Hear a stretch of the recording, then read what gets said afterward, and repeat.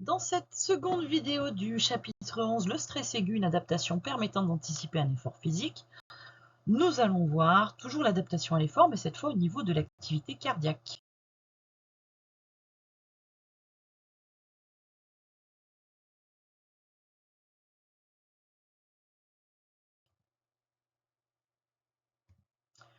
Donc le cœur, c'est un organe musculeux, qu'on appelle aussi myocarde, dont le rôle est d'éjecter mécaniquement le sang dans le réseau sanguin afin d'assurer la circulation sanguine de tout l'organisme.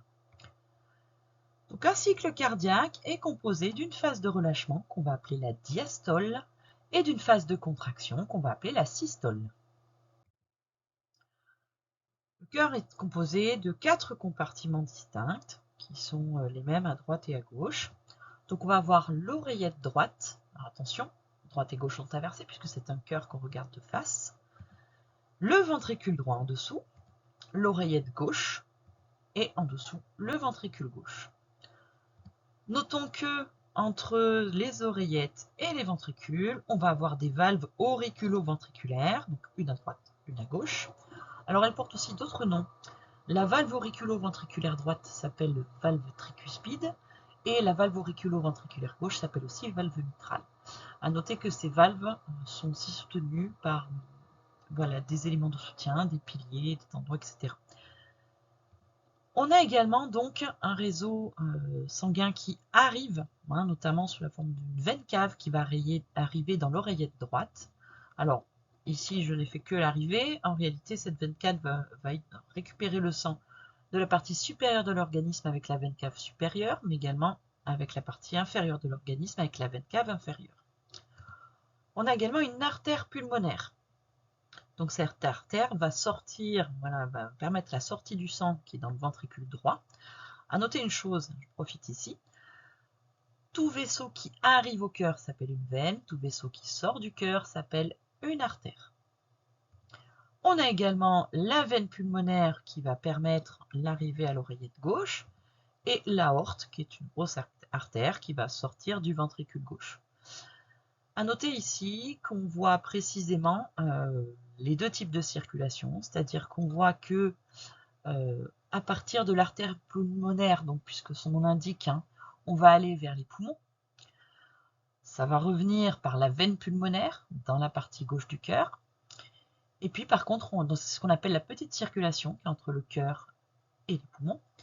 Et puis on a également une grande circulation, c'est-à-dire entre tout l'organisme et le cœur, qui va commencer à partir de l'aorte, qui est responsable de l'éjection du sang dans tout l'organisme, et qui va revenir par la veine cave. On a également qui clôture temporairement, en tout cas qui ferme temporairement les deux artères, l'aorte et l'artère pulmonaire, donc des valves, une valve pulmonaire pour l'artère pulmonaire et une valve aortique pour l'aorte. Également un septum ou cloison interventriculaire, puisque la partie gauche ne doit pas entrer en contact avec la partie droite. Il ne faut pas qu'il y ait de reflux sanguin, puisque ce sont des circulations assez précises, et voilà, il faut éviter de la même façon qu'il faut que les valves soient bien étanches quand elles sont fermées, c'est ce qu'on appelle un souffle au cœur. Et bien voilà, la cloison aussi doit être vraiment imperméable, c'est-à-dire qu'elle doit empêcher le flux entre droite et gauche. Alors, qu'est-ce qui se passe en premier? Première partie, c'est une diastole, c'est-à-dire une phase de relâchement de tout le cœur qui va permettre de ce fait, sous la pression sanguine qu'il y a à l'intérieur du réseau sanguin, qui va permettre le remplissage des oreillettes. Donc les oreillettes se remplissent à la fois dans la partie droite et la partie gauche. Voilà. Ils ne peuvent pas aller plus loin pour l'instant, puisque je vous rappelle qu'il y a les valves auriculo-ventriculaires, et que pour l'instant, l'ensemble du cœur est relâché.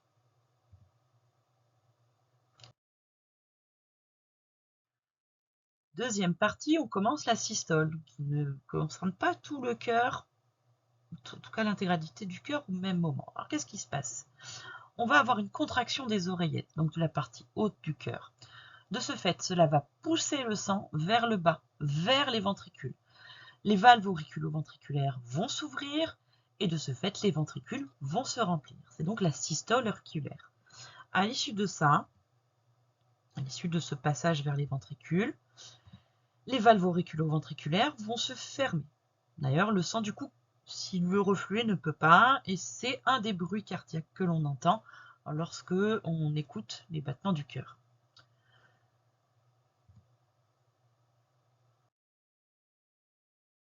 Étape suivante, les oreillettes se relâchent, ce qui permet d'ailleurs du sang de re-rentrer après, enfin, qui commence à rentrer en tout cas. Par contre, les ventricules, la partie basse du cœur, la partie inférieure du cœur, se contractent, augmentant fortement la pression à l'intérieur du ventricule, et de ce fait, en appuyant sur les valves pulmonaires et aortiques, va permettre le passage du sang vers les artères, pulmonaires évidemment et aortiques. Donc c'est ce qu'on appelle la systole ventriculaire. Cette fois, c'est la partie basse du cœur qui s'est contractée. Alors, il faut bien imaginer que, on a vu que d'abord le haut du cœur, là où il y a les oreillettes, se contractent, et puis la partie basse, donc là où il y a les ventricules, ça se contracte. C'est quelque chose voilà, qui n'est pas aussi saccadé que ça, c'est-à-dire une contraction qui commence du haut, qui finit par le bas, puis qui recommence, etc. Donc, à ce stade-là, donc évidemment, les valves se referment, juste après le passage du sang. Et donc, à ce stade-là, après cette systole ventriculaire, on a effectué ce qu'on appelle la révolution cardiaque ou voilà, le cycle cardiaque. Et on recommence voilà, juste après, ainsi de suite. Donc, de ce fait, si on résume, entrée dans les oreillettes, remplissage des ventricules, éjection par les artères. Le débit cardiaque, le TTC, est la quantité de sang éjectée par les ventricules et qui s'exprime en litres par minute. Donc, elle résulte, tout comme le débit ventilatoire tout à l'heure, de la fréquence cardiaque, qui est le nombre de cycles cardiaques par minute, mais également le volume d'éjection systolique, c'est-à-dire le volume éjecté par les ventricules par cycle cardiaque. C'est la même chose que tout à l'heure pour l'activité respiratoire, ventilatoire. Donc on a à peu près la même formule, débit égale fréquence fois volume. Et au niveau de l'évolution entre le repos et l'effort physique, on a la même chose, c'est-à-dire qu'on va avoir au repos un certain nombre de battements par minute. On est pour une personne pas trop entraînée autour de 70 battements par minute. Par contre, lorsqu'on est à l'effort physique, cette fréquence cardiaque, elle va augmenter, puisque ça peut monter relativement haut, ça peut être facilement doublé.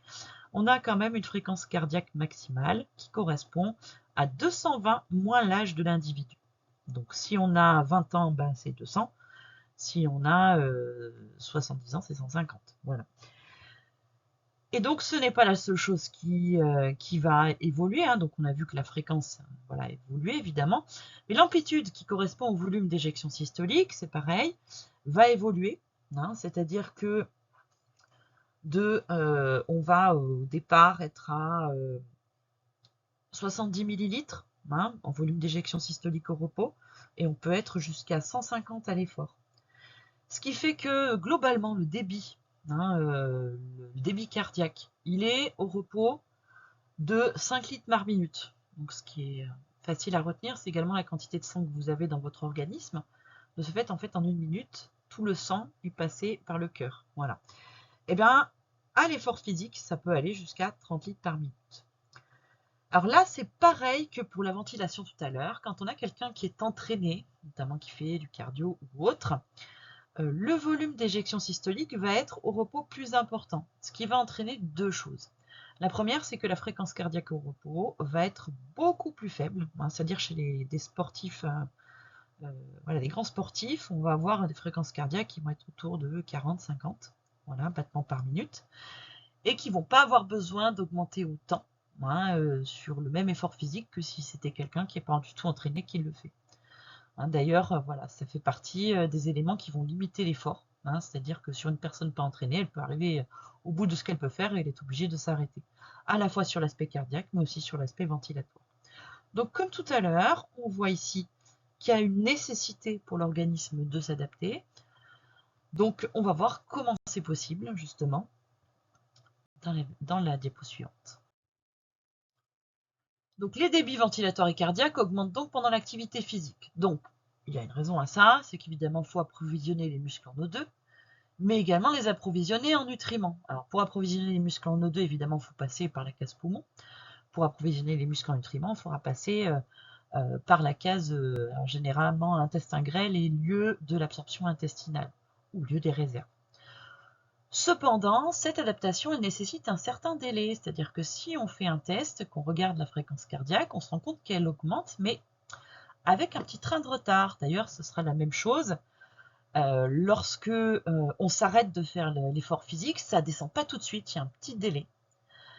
Alors généralement, quand on fait de l'activité physique, ça va correspondre à l'échauffement. Donc ce qui n'est pas problématique. Hein. Vous commencez rarement une activité physique par faire un sprint tout de suite. Hein. Vous allez faire un échauffement. Par contre, lorsque l'activité physique n'est pas juste faire du sport pour le plaisir, mais que c'est une urgence, exemple, vous devez vous sauver, vite fait, bien fait, même s'il n'y a pas trop de prédateurs, mais en tout cas de quelque chose qui vous poursuit. Ça veut dire qu'on va avoir le souci de ce délai.